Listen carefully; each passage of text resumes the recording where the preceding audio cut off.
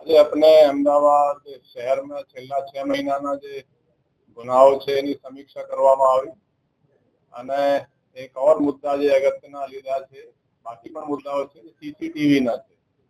તો ક્રાઇમની સ્થિતિ આમ એકંદરે જોઈએ તો કાબુ હેઠળ છે. સતત આપણે ફર્સ્ટ પાર્ટના જે ટોટલ બધા સિરિયસ ગુનાઓ જે ગણીએ, જેમાં દાળ લૂંટ, ખૂન, મારામારી બધી આવે છે, એ થોડું ઘટી રહ્યો છે.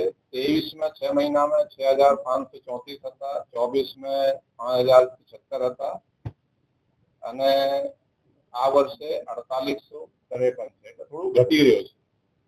બીજા હેડ પણ એકંદરે કંટ્રોલમાં છે.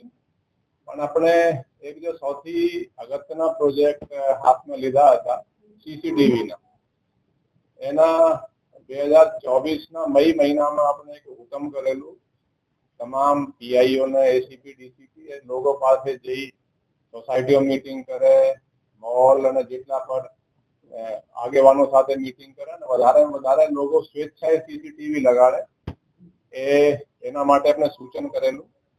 અને એને કહેતા મને ખૂબ જ હર્ષ થાય છે કે અત્યાર સુધી મેં 22,774 કેમેરા, એટલે અમદાવાદ શહેરમાં લોકોએ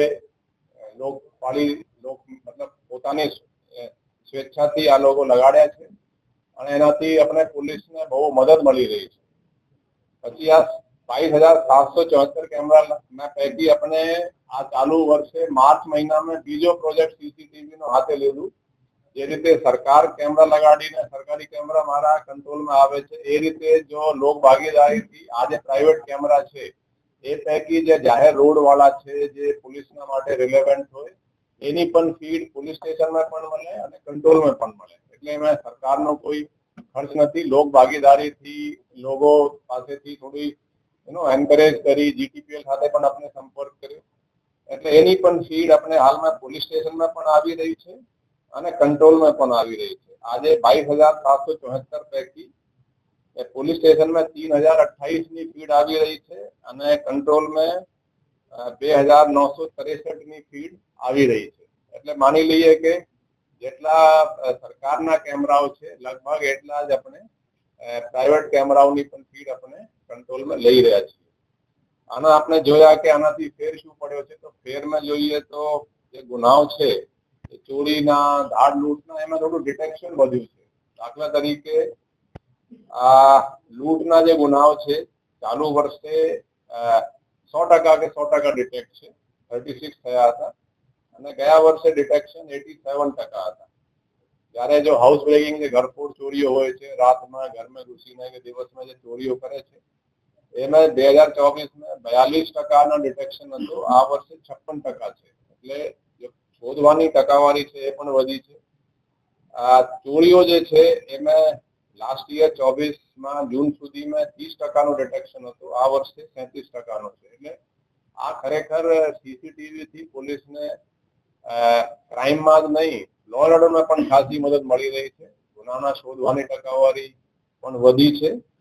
અને બાકી આ સિવાય અસામાજિક તત્વો વિરુદ્ધ જે કાર્યવાહીઓ ચાલી રહી છે, જેમાં ડિમોલિશનના ગેરકાયદેસર જે પ્રોપર્ટીઓ ના ડિમોલિશનના કામ છે, એ પણ વ્યવસ્થિત ચાલી રહ્યા છે. પાસા, તડીપાર વગેરેની પણ આપણે સમીક્ષા કરવામાં આવી.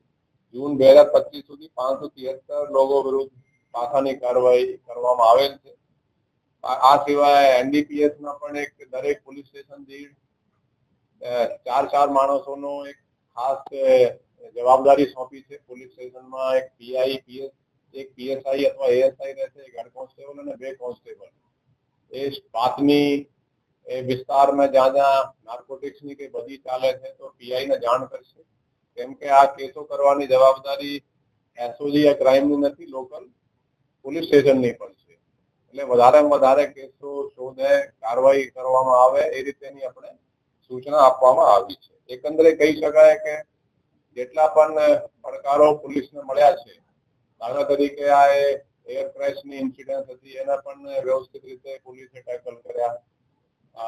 રથયાત્રા પણ બહુ શાંતિથી પસાર થઈ અને બીજા પણ જે ઇન્સિડન્ટો છે, એકંદરે પોલીસ ઇફેક્ટિવનેસ પોલીસની ખાસી વધી છે અને કાયદો અને વ્યવસ્થા કાબુ હેઠળ છે.